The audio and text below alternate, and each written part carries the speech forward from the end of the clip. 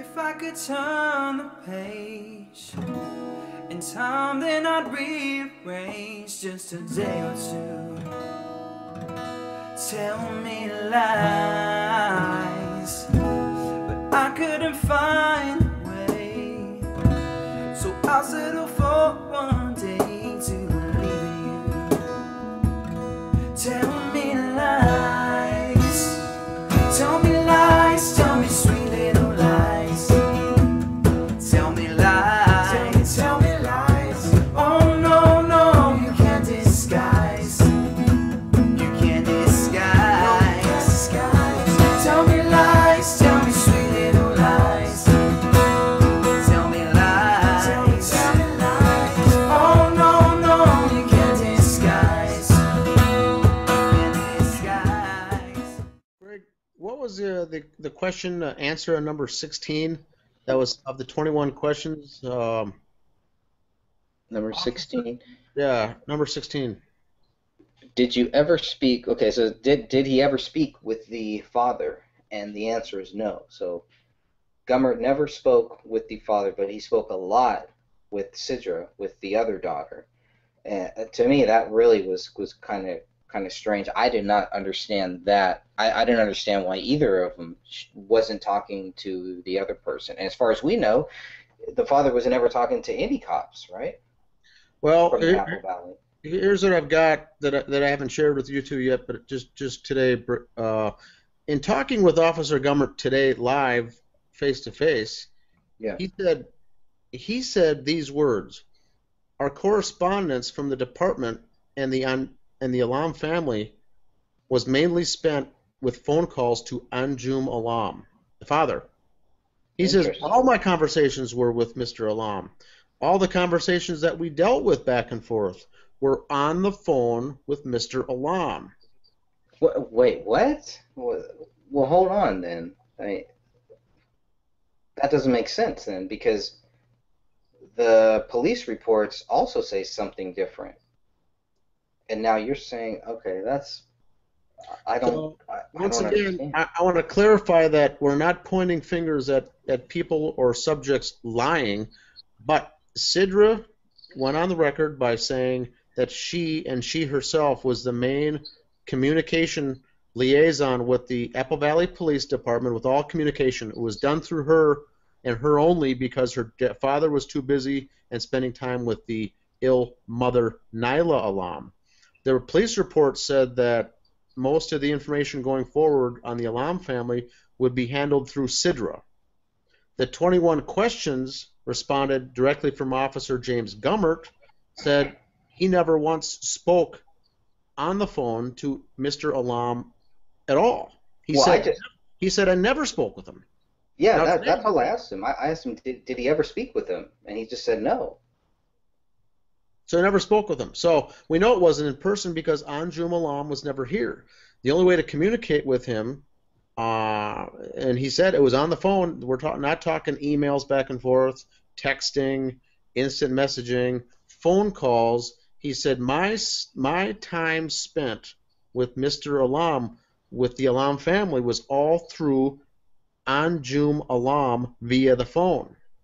Interesting. So now, once again, my question would be, right, who filled out those 21 question answers? It doesn't appear to be Mr. Gummert. Well, it better be. It better be him. Who else could it be? Well, I'll leave that up, because I don't. I'll leave that up to you two. I don't understand how a simple question that easy, which took 5 weeks to answer, did you speak to Mr. Alam? The answer was no. And today he looked me right in the eye and said I spoke to them all the time. He was our leading point person for that. That doesn't make sense to me then. I don't understand That's that. baffling. So I will move on to another topic, but that's the kind of stuff we're dealing with for those out there. This is the kind of information that gets you to start questioning things. And these are not hard questions. These are very simple, straightforward questions that people cannot answer. Right. we're getting side stories. Nothing makes sense. So he either lied to me or he lied to you. He lied to one of us, is what it sounds like. No, I don't want to say that. I don't want to say that, but I can't think of any other alternate answer. That's what it sounds like. But like you said before, unless there was multiple people putting in multiple answers, so if someone else filled out the questions all together and they didn't even talk to each other, you know what I mean? Well, Yeah. I agree with that, but I also agree with that before these answers went back to you, Greg, I'm sure they got their I's dotted and T's crossed by someone. Yeah, he's not answering them our questions. In fact, the department isn't either, which is fair. They've basically gone on record to say we're no longer discussing the case. The case is closed. But he did. But he discussed it with you. Well, I went today. I got a phone call on Friday from Steph at the Appa Valley Police Department saying that my Freedom of Information request has come in and it's ready to be picked up. It's on a CD. And so I went over there today during the noon lunch hour and walked in to pick up the CD and talked to the gal down at the front desk, Bev. Gave me the CD and gave me the information and said one of the officers wants to speak with you. So I said, okay, that sounds good. She brought down Officer Jim Gummert. And he came down and we chatted for about 15, 20 minutes. And I know they didn't want to speak about it and they don't want to talk about it, but she must have had a note or something on the Freedom of Information request that once I come to pick up that information to give him a call, because she called him right away and he came down once they knew I was there. So we had a friendly, respectful chat, I should say. But I brought up a couple things that didn't make sense, and he brought up some things that didn't make sense, and went back and forth, and we agreed to disagree on some things, and took it as that. But those are the two things that I found very interesting, because I said, and he was aware of your questions, Greg, because he says, I know I responded back to a gentleman named Greg, and I said, well, one of the answers was that no, you never did speak with Mr. Alam. Right. And he goes, no, I spoke with him all the time. Well, then something does not make sense. and when I got home, I looked at those 21 questions again, and it's clear as day. There's no way to misinterpret the question. There's no way to answer it wrong. There's no way to think of something else. And so I don't know. And I also asked about the bodies, the bones. I said, I've had dogs as pets. I've had 2 daughters I've got, and at the time they were 5 years old. I'm trying to think of, would the bone structure at that age in a dog, a mid-sized dog like that, would they eat human bones? Would they even be able to get through it? The arm bone consists of the humerus, the radius, and the ulna. Even if it's a 5-year-old child, those are pretty strong bones for a dog to break through, chew up, do whatever. And he basically said that there was no body parts anywhere in the house. They were missing. The dog hadn't eaten in 3 weeks and probably just ate them. Well, I could see the dog eating the flesh and maybe the small bones and the flesh, the ligaments, the muscles, but these are the upper arm, the humerus, is a pretty strong bone for a 5-year-old girl even, who's tiny and petite. That a 40-pound beagle mix, whatever it was, devoured and swallowed and digested these bones. And he didn't have an answer for that. He didn't want to get into that because he's not a veterinarian, of course. But I said it's questions like that really they're just basic questions. How does that seem plausible? And he says, well, they weren't found anywhere. Well, so I guess they ate them. Well, you need to take a step back and realize what it is you're saying, because like the water bowls in the house. How did the dog survive without water for 3 weeks? His answer was, see the answer to number 2, that the dogs ravaged the bodies to eat that. Well, that answers the question with what did the dog eat? A dog needs water to survive. Not food, water.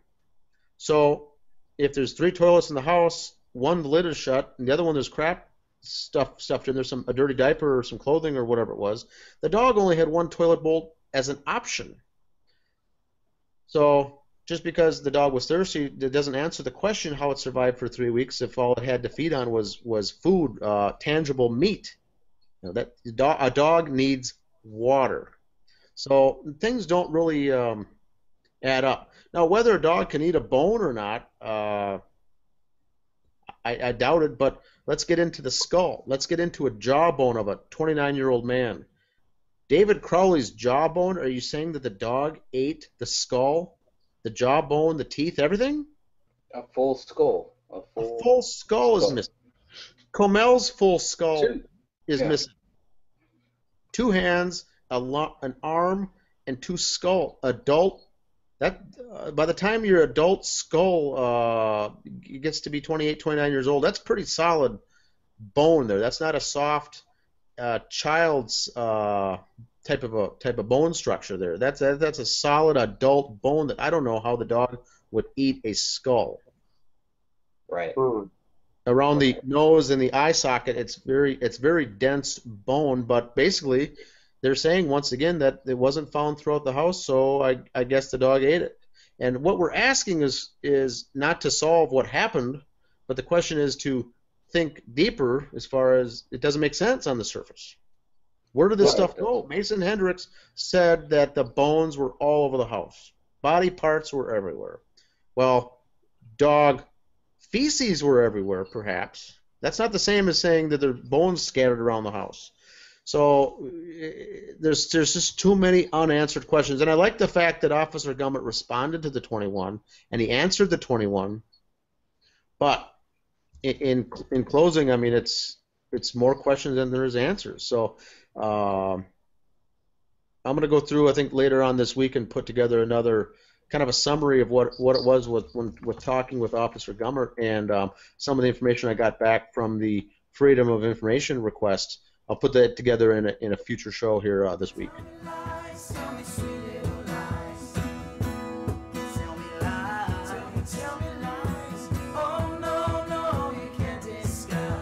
Really, we're talking about people who keep telling us that they know the truth. They have the truth. They've seen the evidence. They've seen everything. We haven't seen anything. And from what Gummert is basically saying, you've seen our whole case. If you've seen those 94 pages, and if you've seen the 464 photos, what I gather from what Detective Gummert is saying is that you have seen their entire case. So based on that, are you satisfied? Is anybody out there really satisfied with just that? And no, I mean, who could be? I really don't get it. Even people who, would think that David Crowley is guilty, they might go, oh, well, no, because there's also this, there's A, B, C, D that isn't in those 94 pages or isn't a part of those 464 photos. So nobody should be thinking that these 94 pages and the 464 photos prove that David Crowley is guilty, because they don't. That's just my opinion. They don't.